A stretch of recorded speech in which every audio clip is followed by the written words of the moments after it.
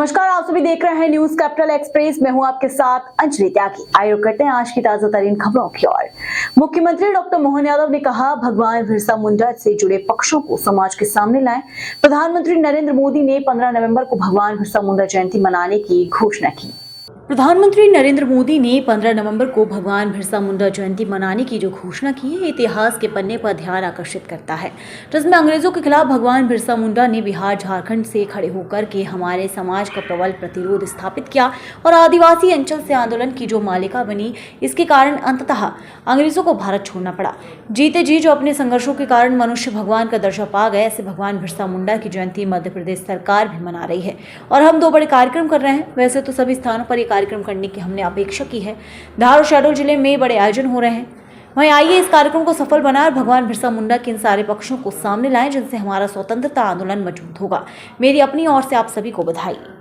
हमारे लिए भगवान बिरसा मुंडा, यशस्वी प्रधानमंत्री ने बिरसा मुंडा जयंती मनाने की 15 नवंबर की जो घोषणा की, ये अतीत के उस अच्छे इतिहास के पन्ने की तरफ सबका ध्यान आकर्षित करता है, जिसमें अंग्रेजों के खिलाफ भगवान बिरसा मुंडा ने बिहार झारखंड की धरती से खड़े होकर के हमारे समाज का प्रबल प्रतिरोध स्थापित किया और आदिवासी अंचल से ये जो आंदोलन की एक तरह से मालिका बनी, इसके कारण अंततः अंग्रेजों को भारत छोड़ना पड़ा।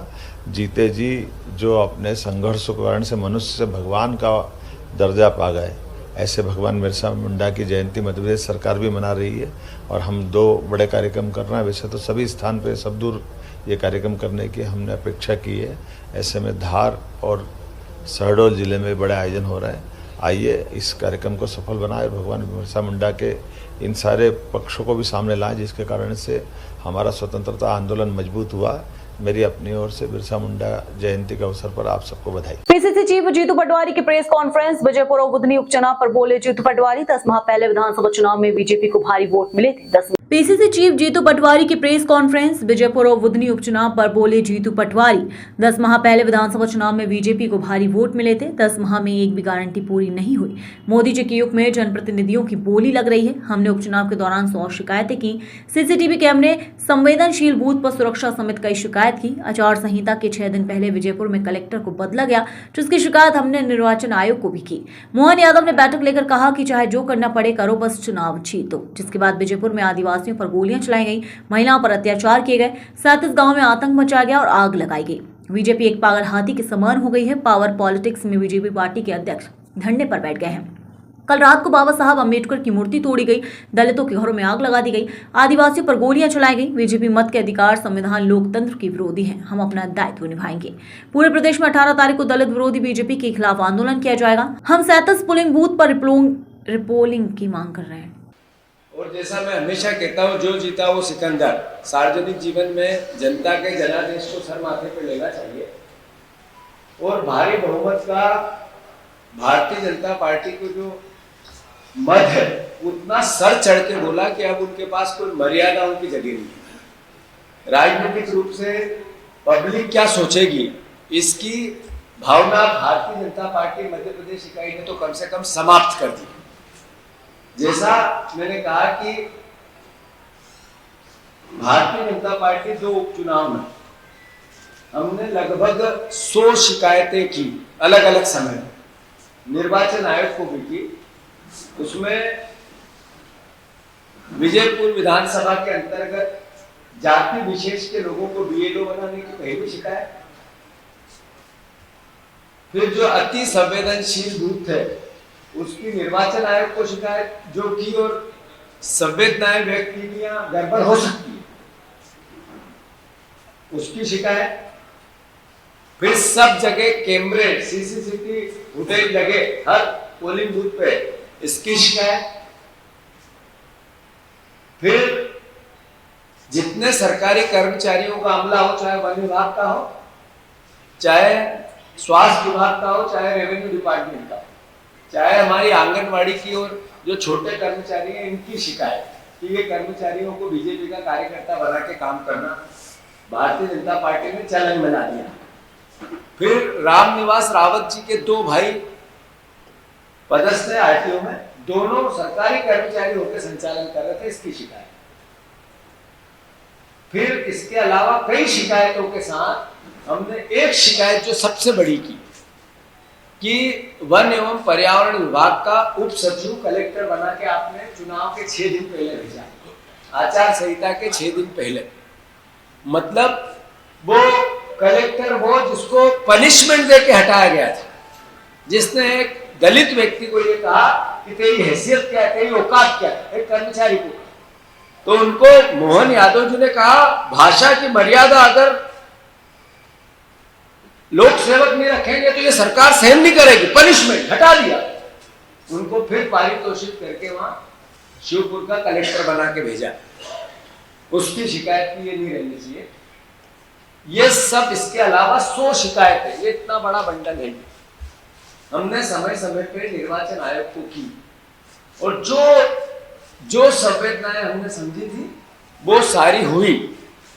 मतलब मैंने कहा था कि राजस्थान से डाकू आएंगे, गुंडे आएंगे, हिस्ट्री सीकर आएंगे, शिकायत थी, आए। जो आपराधिक तत्वों का बोलबाला होगा, सीमाएं सील होनी चाहिए, शिकायत थी और भी हुई और हुआ। तो भारतीय जनता पार्टी ने अब सबसे बड़ी बात जब हुई तब मोहन यादव जी ने सामाजिक मीटिंग ली और ये कहा चाहे जो करना पड़े करो, मैं सब निपट लूंगा, चुनाव जीता हुआ चाहिए। ये मुख्यमंत्री की भाषा था। इस भावना का पर्कुलेशन क्या हुआ कि सब दूर डाकू डकैत हथियारबंद लोग घूमने लगे और उनने किया क्या? उनने आदिवासियों के गांव पर हमला किया, महिलाओं को गोलियां चलाई, उनने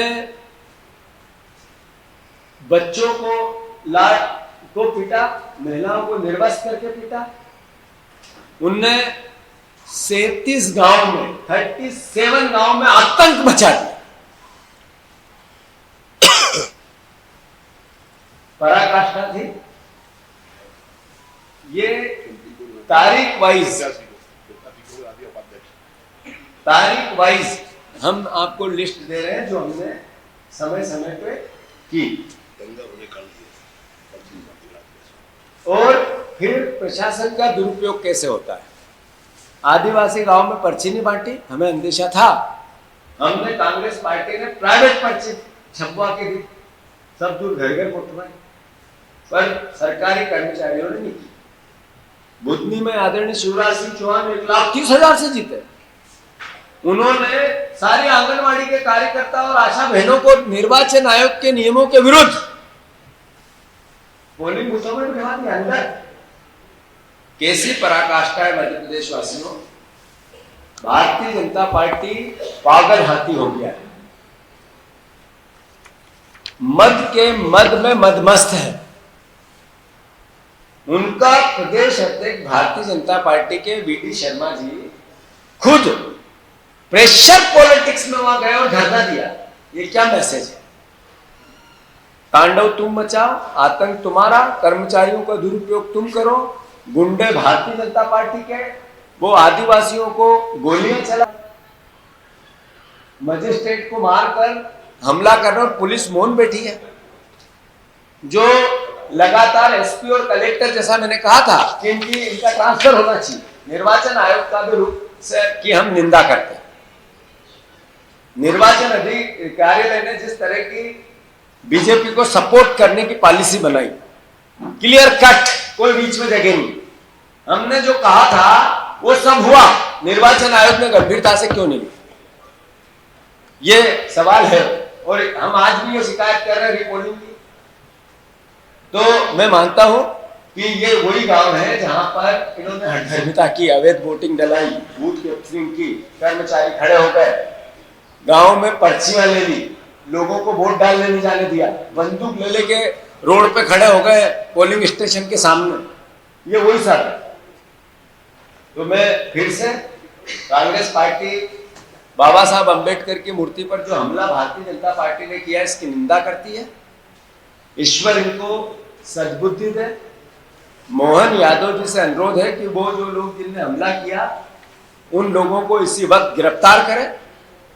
वो जेल की सलाखों के पीछे होने चाहिए। अगर 24 घंटे में उनको नहीं पकड़ा, इसका मतलब है सरकार की मिली भगत से मूर्ति पर हमला हुआ। अगर 24 घंटे में उन हमलावरों की गिरफ्तारी नहीं हुई, इसका मतलब है कि सरकार की शय पे मिली भगत से बाबा साहब अंबेडकर की मूर्ति को तोड़ा गया। मैं मोहन यादव जी से अनुरोध करना चाहता हूं कि आपको सत्ता मिली है, आप मुख्यमंत्री प्रदेश के हो, मुख्यमंत्री हमारे भी हो।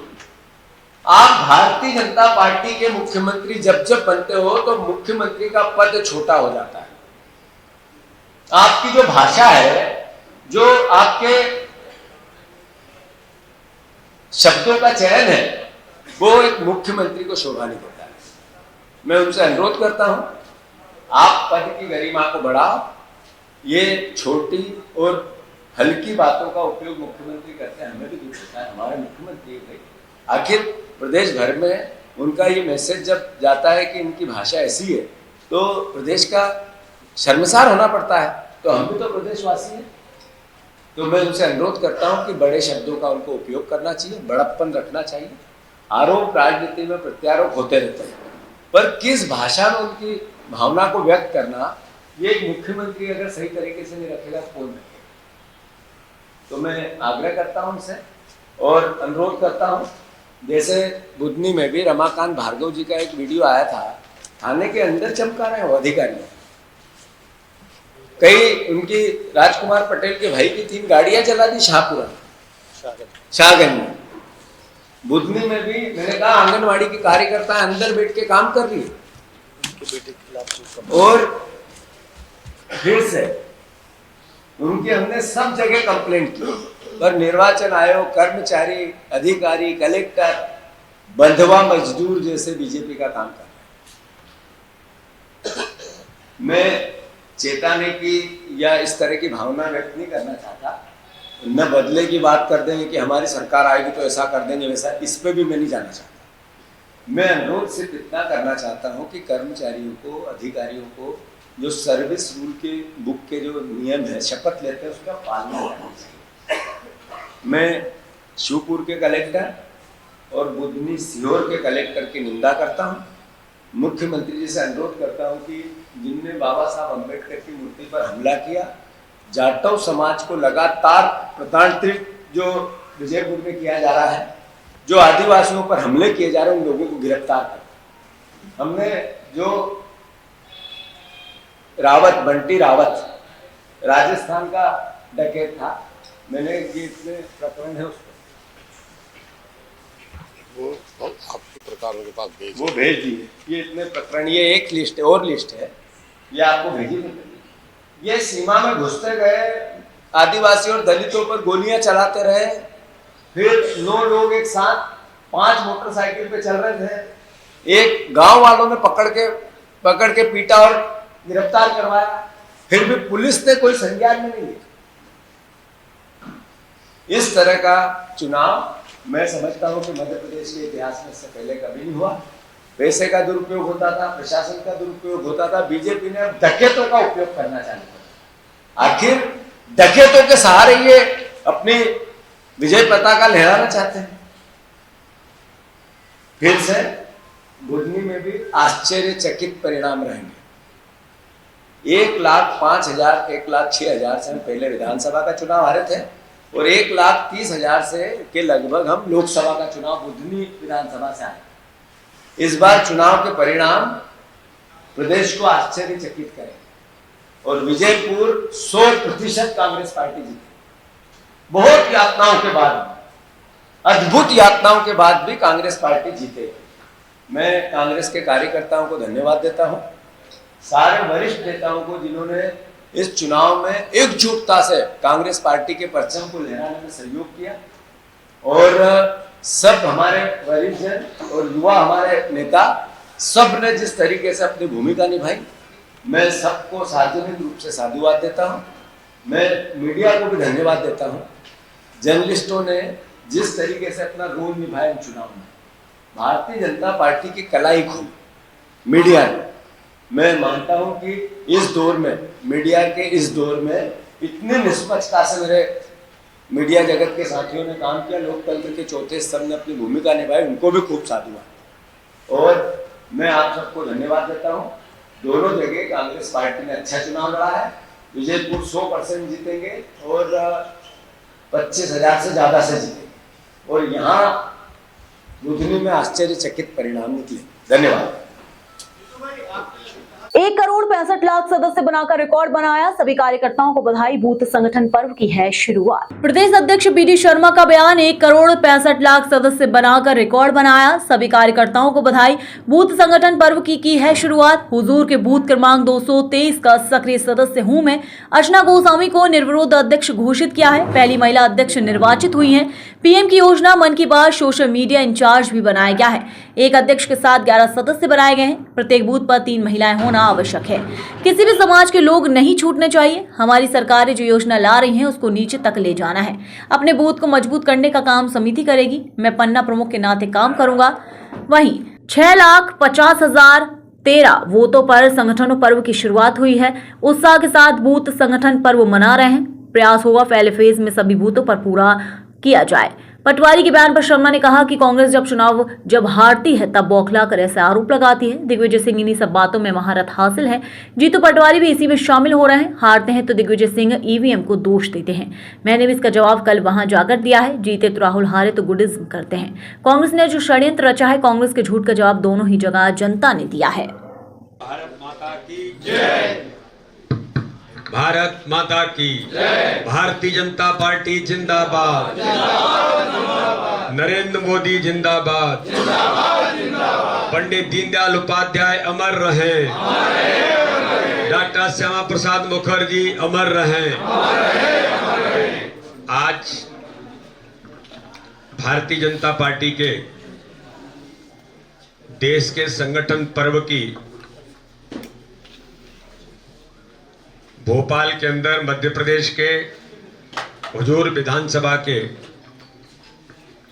आज बूथ क्रमांक 223 पर संगठन पर्व की जो शुरुआत हुई है और इस संगठन पर्व की शुरुआत के अवसर पर हमारे बीच उपस्थित जिले के हमारे सम्मानीय अध्यक्ष सुमित पचौरी जी, भारतीय जनता पार्टी के हमारे जिले के निर्वाचन अधिकारी भाई रविंद्र यति जी और इस बूथ के निर्वाचन के अधिकारी जो शक्ति केंद्र के निर्वाचन के जो अधिकारी हैं वही अपने सभी बूथों के निर्वाचन अधिकारी के नाते से आदरणीय तिवारी जी, और आज मैं विशेष तौर पर संगठन पर्व जो 9 वर्षों के बाद भारतीय जनता पार्टी के संविधान में प्रत्येक 6 वर्ष के अंदर हमारे संगठन चुनाव की प्रक्रिया है, लेकिन कोरोना के संकट के कारण से 3 साल हमें आगे बढ़ना पड़ा। 9 साल बाद हमारे संगठन पर्व और निर्वाचन की प्रक्रिया की शुरुआत हुई है और यही भारतीय जनता पार्टी की विशेषता है कि जितने भी प्राथमिक सदस्य हमारे इस बूथ पर हैं उन सबने सर्वसम्मति से हमारी बहन अर्चना गोस्वामी जी को आज बूथ क्रमांक 223 का बूथ अध्यक्ष निर्विरोध निर्वाचित किया है। मैं बहन अर्चना जी को बहुत बधाई देता हूं। हमारे बूथ के मंडल अध्यक्ष हमारे प्रदीप पाटीदार जी, सबने मिलकर के बहन अर्चना जी को निर्विरोध उनका निर्वाचन हुआ है और यही भारतीय जनता पार्टी का संगठन का पर्व है। फिर बूथ के मंत्री, बूथ के BLA 2, फिर हमने जो केंद्र राज्य सरकार की योजना माननीय प्रधानमंत्री मोदी जी और हमारे मुख्यमंत्री डॉक्टर मोहन यादव, हमारी दोनों सरकारों के गरीब कल्याण की योजनाओं के हितग्राही, एक बड़ी ताकत है भारतीय जनता पार्टी की, उनका भी बूथ में एक इंचार्ज हमारी बहन बनी है। फिर व्हाट्सएप तकनीक के तौर पर आज सबसे बड़ा महत्वपूर्ण आज के सूचना का तंत्र है, तो व्हाट्सएप का इंचार्ज भी बना है और प्रधानमंत्री मोदी जी के मन की बात हर बूथ पर हम करते हैं उसके एक इंचार्ज भी हमारे वैभव जी यहां पर बने हैं।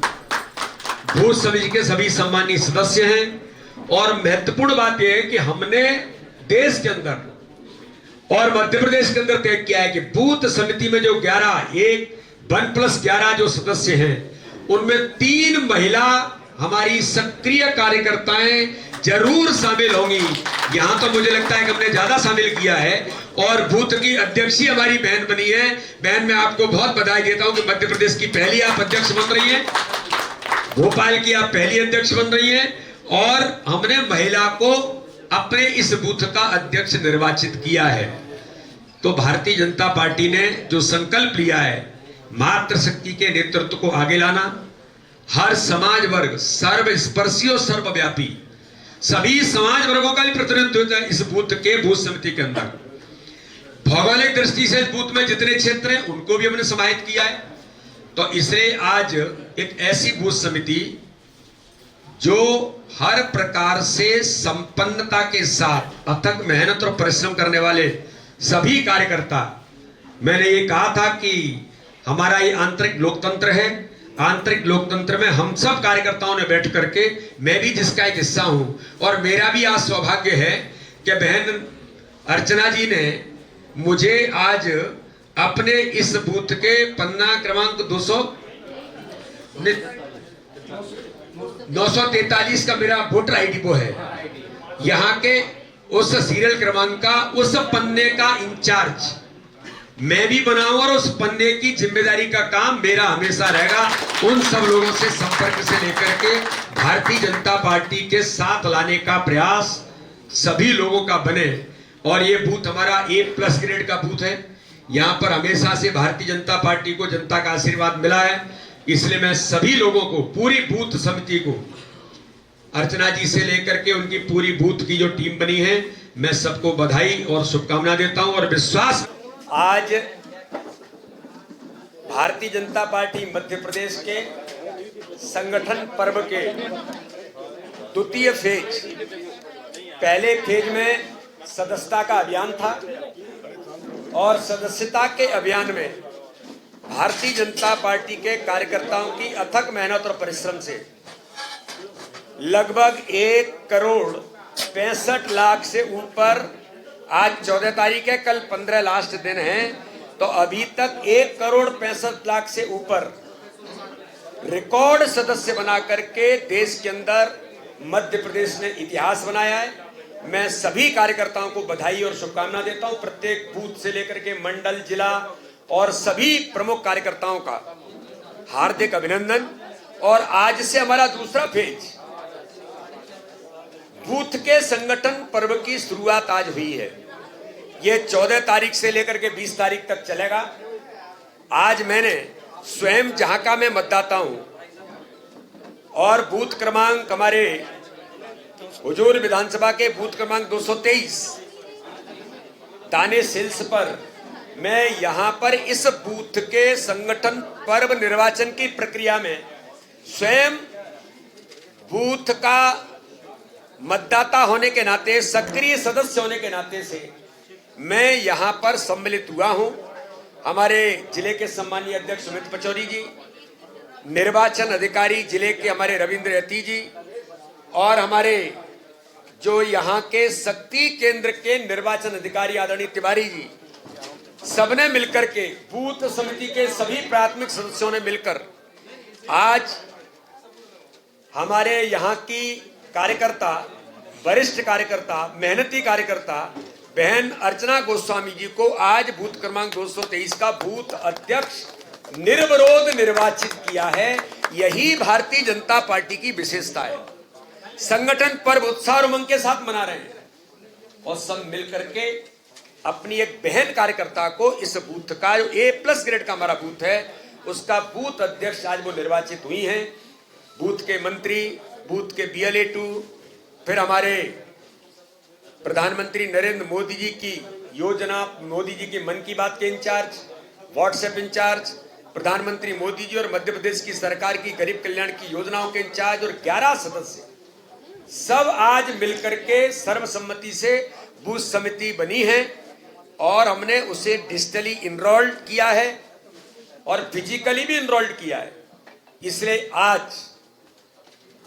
संगठन पर्व की शुरुआत मध्य प्रदेश के अंदर आज हुई है। और सबसे अच्छी बात मुझे ये लगी कि यहाँ के सभी हमारे कार्यकर्ताओं ने मिलकर के एक बहन को बूथ का अध्यक्ष बनाया है।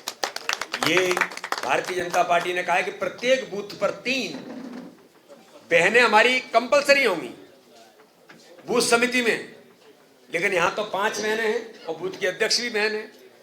हर समाज वर्ग का प्रतिनिधित्व भी है। हमारे अनुसूचित जाति भाई बहन समाज के प्रमुख लोग सभी बूथ का जितना एरिया है उसमें से कोई एरिया न छूट जाए। सभी समाज सर्वव्यापी और सर्वस्पर्शी बूथ समिति बनी है और ये बूथ समिति प्रधानमंत्री नरेंद्र मोदी जी के उस विजन को जो हर गरीब के जीवन में खुशी लाने का काम हमारी दोनों सरकारें माननीय प्रधानमंत्री माननीय मुख्यमंत्री के नेतृत्व में काम कर रही हैं, उन योजनाओं को नीचे तक ले जाना, हर व्यक्ति जो इसके लिए जिसको जरूरत है वो उन हितग्राही योजनाओं से लाभान्वित हो और भारतीय जनता पार्टी के संगठन की मजबूती प्रदान करने के लिए जो प्रधानमंत्री जी ने कहा था मेरा बूथ सबसे मजबूत, तो अपने बूथ को मजबूत बनाने का काम हमारी बूथ समिति लगातार करेगी।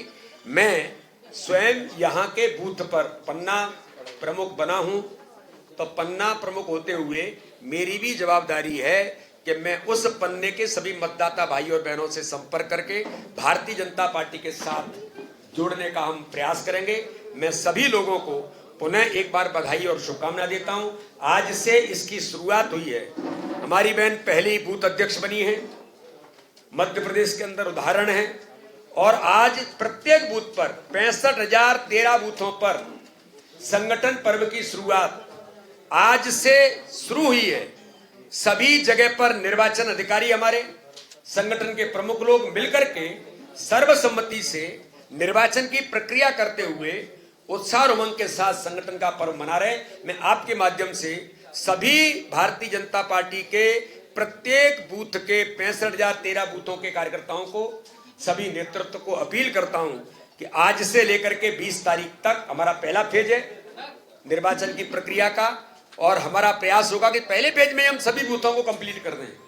तो इसलिए मैं सभी से अपील करता हूं कि आप सब लोग आज से शुरुआत हुई संगठन पर्व की इस प्रक्रिया को 20 तारीख तक हर बूथ पर एक आदर्श बूथ समिति सर्वस्पर्शी सर्वव्यापी एक्टिवली काम करने वाले कार्यकर्ता हमारी महिलाओं के नेतृत्व के साथ नौजवानों के नेतृत्व के साथ हम सब मिलकर के इस संगठन पर्व को ऐतिहासिक बनाएंगे। इसी आशा और विश्वास के साथ पुनः एक बार मैं सबका बहुत बधाई बहुत बहुत शुभकामनाएं। और हमेशा कांग्रेस जब चुनाव हारती है तो बौखला करके इसी प्रकार के आरोप लगाती है। कभी ईवीएम पर आरोप लगाते हैं, जैसे ही परिणाम आएंगे तो ईवीएम पर आरोप लगाएंगे। दिग्विजय सिंह और इन्होंने तो महारत हासिल कर रखी है और जीतू पटवारी भी उसी लाइन पर जा रहे हैं। दुर्भाग्य है विजयपुर के अंदर कांग्रेस ने षड्यंत्र रच के जिस प्रकार से आदिवासी भाइयों पर अटैक करके अपनी योजना से ये दिखा करके कि जिससे इसको उन लोगों में फैलाया जा सकता है, एक असफल प्रयास कांग्रेस के अपराधी प्रवृत्ति के गुंडों ने किया। और मैंने स्वयं जाकर के कल कहा था कि दबाव की राजनीति और तुष्टीकरण की राजनीति करने वाले जो लोग हैं, जो केवल भ्रम और जाल झूठ के जाल फैलाना चाहते हैं, इनका जवाब मैंने भी कल जाकर के दिया। और कार्यकर्ताओं ने ताकत से हर बूथ पर विकास और गरीब कल्याण पर हम चुनाव लड़ने वाले हैं। जीत जाते हैं तो राहुल है और हार जाते हैं तो गुंडीजिम है। गुंडीजिम करने वाले कौन हैं? ये वही लोग हैं। और इसलिए कांग्रेस ने जो षड्यंत्र रचा उसका पर्दाफाश होगा। मैंने भी कल इस बात को लेकर के कहा, आदिवासियों के लिए अगर कोई काम करने वाला है तो भारतीय जनता पार्टी प्रधानमंत्री मोदी जी के नेतृत्व में करी। 15 तारीख को हम गौरव दिवस मना रहे हैं, आदिवासी गौरव दिवस, जिसकी शुरुआत प्रधानमंत्री मोदी जी ने की है। इसलिए कांग्रेस का झूठ, इसका जवाब विजयपुर और बुधनी की दोनों जनता ने ताकत के साथ दिया है। जब परिणाम आएंगे तो जीतू पटवारी जी हों या दिग्विजय सिंह हों या कोई भी हो, उन्हें इस बात का जवाब मिल जाएगा कि जनता विकास और गरीब कल्याण पर भारतीय जनता पार्टी को आशीर्वाद दे रही है। ये फितरत और ये गुंडेजिम करने का काम हमेशा से कांग्रेस का चरित्र रहा है, जिसका जवाब भारतीय जनता पार्टी का कार्यकर्ता देता है और दे रहा है। जहां तक बाबा साहब अम्बेडकर की बात है, तो ऐसे कोई भी इस प्रकार का कृत्य करने वाले लोग, उनको किसी भी कीमत पर बख्शा नहीं जाएगा, छोड़ा नहीं जाएगा। लेकिन मैं कांग्रेस से पूछना चाहता हूं, बाबा साहब का अगर अपमान और बाबा साहब के विचारों को किसी ने इस देश के अंदर रोकने का काम किया है तो वो कांग्रेस है। उसके इतिहास में जाने की जरूरत नहीं है, दुनिया इस बात को जानती है कि बाबा साहब या गांधी जी के विचारों को किसी ने आगे बढ़ाया तो भारतीय जनता पार्टी के प्रधानमंत्री नरेंद्र मोदी जी ने, भारतीय जनता पार्टी ने बढ़ाया है। इसलिए इस प्रकार की घटनाओं पर मैं कड़े तौर पर कहता हूं, ऐसे कोई भी होंगे जिन्होंने किया है, उनको कड़े से कड़ा जवाब भी मिलेगा और उन पर कार्रवाई तो होगी ही। लेकिन कांग्रेस जरा शर्म करे कि बाबा साहब के बारे में अगर चिंता कोई करता है तो भारतीय जनता पार्टी करती है। आपको तो शर्म आनी चाहिए कि आप इस प्रकार का भी झूठ बोलते हैं। बिरसा मुंडा की जयंती को जनजाति गौरव दिवस के रूप में मनाकर सत्तारूढ़ भाजपा और उनसे जुड़े संगठनों ने आदिवासियों को लेकर आमो आका हिंदू 6 लिखकर बिरसा मुंडा की जयंती पर आदिवासियों का आरक्षण छीनने की दिशा में कदम बढ़ाया है। भगवान बिरसा मुंडा की जयंती को गौरव दिवस का नाम देकर बिरसा मुंडा जयंती का अपमान किया जा रहा है। दरअसल आदिवासियों का अस्तित्व समाप्त करने की दिशा में भाजपा और सहयोगी संगठनों ने षड्यंत्र रचा है। इसके पूर्व आदिवासियों को वनवासी साबित करने में भाजपा ने कसर नहीं छोड़ी थी, लेकिन लोकसभा प्रतिपक्ष नेता राहुल गांधी द्वारा वनवासी का अर्थ आदिवासियों को समझाने के बाद आदिवासियों द्वारा वनवासी नाम को नकार दिया गया था। अब नया पैंतरा आजमाने की कोशिश कर आदिवासियों का आरक्षण समाप्त करने के लिए हिंदू साबित करने, संवैधानिक रूप से आरक्षण समाप्त करने की कोशिश की जा रही है। आज भगवान बिरसा मुंडा का नाम छोटा करके बिरसा मुंडा जयंती को गौरव दिवस बताकर भगवान बिरसा मुंडा जयंती का नया नामकरण किया जा रहा है।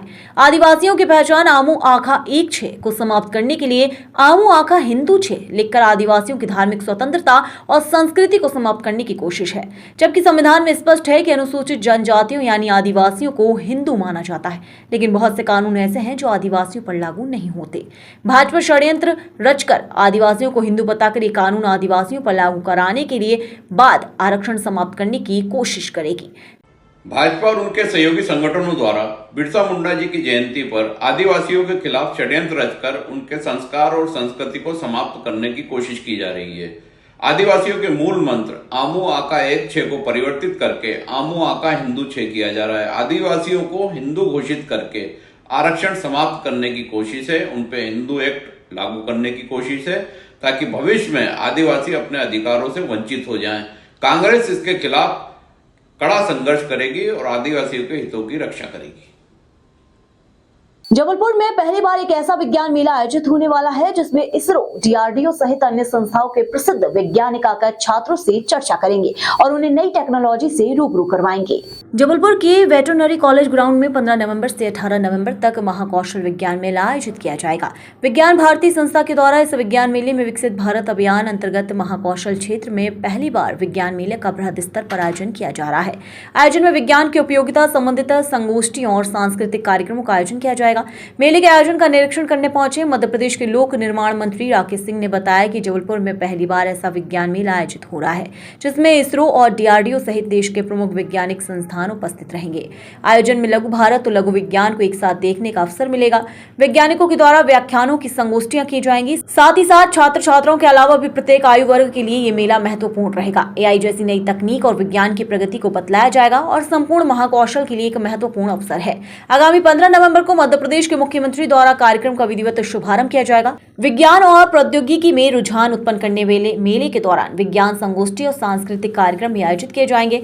इस आयोजन के बारे में पीडब्ल्यूडी मंत्री राकेश सिंह व महाकौशल विज्ञान भारती के अध्यक्ष एसपी गौतम ने बताया कि मेले में लगभग 100 से ज्यादा विज्ञान से संबंधित स्टॉल रहेंगे। इन विषयों पर भी चर्चा की जाएगी। साथ ही आर्टिफिशियल इंटेलिजेंस 16 तारीख को संपूर्ण दिन इसी पर चर्चा की जाएगी। साथ ही इसमें 2D और 3D आयाम की भी चर्चा मुख्य रूप से की जाएगी। इंटरप्रेन्योरशिप के लिए 17 तारीख का संपूर्ण दिन रखा गया है। इसमें जो भी उद्यमी अपने स्टार्टअप लगाना चाहते हैं, वो इंटरप्रेन्योरशिप करना चाहते हैं, उसके बारे में समस्त जानकारी प्रदान की जाएगी। विज्ञान मेले का आयोजन किया जा रहा है, आप निरीक्षण करने आए। देखिए, मैं ऐसा मानता हूं कि जबलपुर में पहली बार एक ऐसा विज्ञान मेला आयोजित हो रहा है जिसमें पूरे देश से सभी प्रमुख वैज्ञानिक संस्थान अपनी उपस्थिति दे रहे हैं। हम कह सकते हैं कि एक तरह का लघु भारत और लघु विज्ञान, वो दोनों यहाँ पर एक साथ रहने वाले हैं। 15 तारीख को माननीय मुख्यमंत्री जी इसका विधिवत उद्घाटन करेंगे और 15 से लेकर 18 तारीख तक ये विज्ञान मेला यहाँ पर चलेगा, जो विज्ञान भारती के द्वारा आयोजित है। और मैं ऐसा मानता हूँ कि लोगों को पहली बार एक स्थान पर विज्ञान की दृष्टि से बहुत कुछ देखने को मिलने वाला है, जहाँ पर इसरो, DRDO से लेकर सभी ऐसे प्रमुख संस्थान यहाँ उपस्थिति दर्ज कराने वाले हैं। प्रतिदिन वैज्ञानिकों के लेक्चर्स यहाँ पर होंगे। रोज़ सुबह 10 बजे से लेकर शाम को 6 बजे तक ये सभी के लिए निःशुल्क है, कोई भी इसमें आ सकता है। तो बल्कि मैं तो ऐसा मानता हूँ कि जबलपुर के लिए एक बहुत महत्वपूर्ण अवसर है।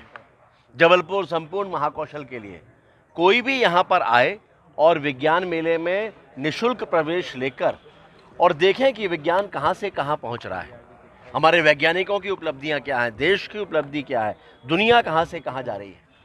और उस दृष्टि से एक बहुत महत्वपूर्ण अवसर है हमारे छात्रों के लिए, बच्चों के लिए, और उसके साथ साथ युवाओं के साथ साथ सभी आयु के लोगों के लिए कि लोग यहाँ पर आएँ और इसको समझें। प्रतिदिन कल्चरल एक्टिविटीज़ भी यहाँ पर शाम के समय पर होंगी, जो अपने आप में बहुत महत्वपूर्ण है। AI से लेकर सभी महत्वपूर्ण जो उपलब्धियाँ हैं वो यहाँ पर दिखाई देंगी।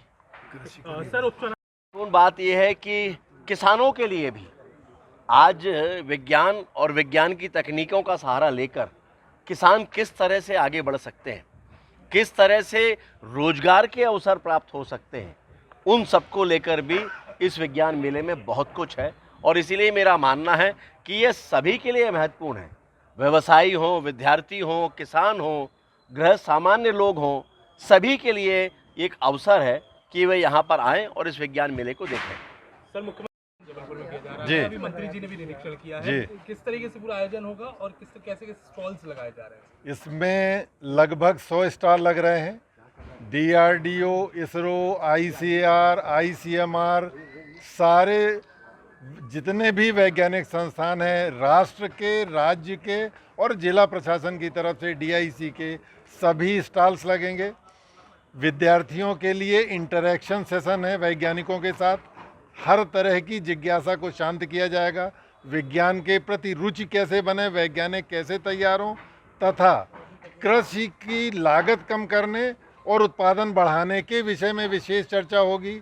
वैज्ञानिक भी रहेंगे। एंटरप्रेन्योरशिप, स्टार्टअप के लिए विशेष आमंत्रित व्याख्यान होंगे। व्याख्यानों के साथ साथ पूरा दिन 17 तारीख का उनके लिए स्पेसिफाइड है कि जो स्टार्टअप लगाना चाहते हैं, अपनी एंटरप्रेन्योरशिप करना चाहते हैं, उनके लिए। जो कृषि के संबंधित हैं तो देश के जो सबसे बड़े पदों पर रह चुके हैं, जिन्हें देश का कृषि का ज्ञान है, वे सारे आपके कृषकों से इंटरेक्ट भी करेंगे, व्याख्यान भी देंगे। 16 तारीख का पूरा सेशन AI के लिए डेडिकेटेड है। तो आर्टिफिशियल इंटेलिजेंस आज की तारीख में चाहे 2D हो, जिसको 2 आयामी कहते हैं, जो 3D हो, त्रिआयामी कहते हैं, आभासी आप जो है आकाश में आँख की तरफ से पर्दा क्रिएट कर सकते हैं। यह सारा विषय डेडिकेटेड रहेगा 16 तारीख को AI के लिए। कांची में निर्मित 180 किलो गोल्ड प्लेट से बने श्री राम महायंत्र रथ का आगमन बुधवार को जबलपुर शहर में हुआ। मध्य प्रदेश के लोक निर्माण मंत्री राकेश सिंह ने पिसनहारी की मटिया के समीप श्री राम महायंत्र रथ का स्वागत किया। श्री राम महायंत्र रथ का जबलपुर आगमन जैसे ही हुआ, वहां पर मौजूद सभी लोग राम भक्ति में झूम उठे। श्री राम महायंत्र रथ कांची से अयोध्या के लिए निकला है। अयोध्या जाते वक्त जबलपुर में रथ का पड़ाव हुआ है। श्री राम महायंत्र रथ शहर के विभिन्न मार्गों से होता हुआ गौरी घाट पहुंचा। गौरी घाट में नर्मदा आरती के बाद श्री राम महायंत्र का पूजन पाठ और दर्शन किया गया। लोक निर्माण मंत्री राकेश सिंह ने कहा कि श्री राम महायंत्र का स्वागत करने के प्राप्त हुए इस अवसर पर सभी संस्कारधानी वासियों को सौभाग्यशाली बताया। उन्होंने कहा कि ये विशाल रथ यात्रा तिरुपति से प्रस्थान कर सिवनी, जबलपुर और देश के विभिन्न शहरों का भ्रमण करते हुए अयोध्या पहुंचेगी, जहां श्री राम महायंत्र का वैदिक विधि विधान से 40 दिनों के यज्ञ और अनुष्ठान के बाद इसे भगवान श्री राम के भव्य मंदिर में स्थापित किया जाएगा। जबलपुर से वाजिद खान की रिपोर्ट। श्री राम महायंत्र रथ यात्रा आज जबलपुर आ रही है। लगातार ये जबलपुर वासियों के लिए बड़े गर्व की बात है कि श्री राम महायंत्र जिस मार्ग से होकर गुजर रहा है, तिरुपति बालाजी से प्रारंभ होकर अयोध्या तक की ये यात्रा है, और हमारे लिए गर्व है, गौरव है कि उस मार्ग के बीच में जबलपुर भी है। तो हम सभी जबलपुर वासी प्रतीक्षा कर रहे हैं थोड़ी ही देर में वो रथ जिसमें 180 किलो सोने से निर्मित भगवान श्री राम महायंत्र स्थापित हैं, वो यहाँ पर पहुँचेंगे। पुष्प वर्षा से हम सभी स्वागत करेंगे। उसके उपरांत यहाँ से सभी उस रथ के साथ साथ ग्वारी घाट जाएंगे, जहाँ माँ नर्मदा जी की आरती उपरांत सभी साधु संत यंत्र का पूजन अर्चन और आरती करेंगे, और उसके पश्चात सभी उसका दर्शन और पूजन कर सकेंगे। हम सभी के लिए सौभाग्य की बात है, आज रात्रि में पड़ाव जबलपुर में ही है और कल यह रथ कटनी की ओर रवाना होगा। ये कहाँ जा रहा है यहाँ से? ये रथ यहाँ से श्री अयोध्या जी जाएगा। 45 दिवसीय यज्ञ वहाँ पर होना है, और उसके पश्चात इसकी स्थापना, श्री राम महायंत्र की स्थापना अयोध्या में होने जा रही है। ठीक है।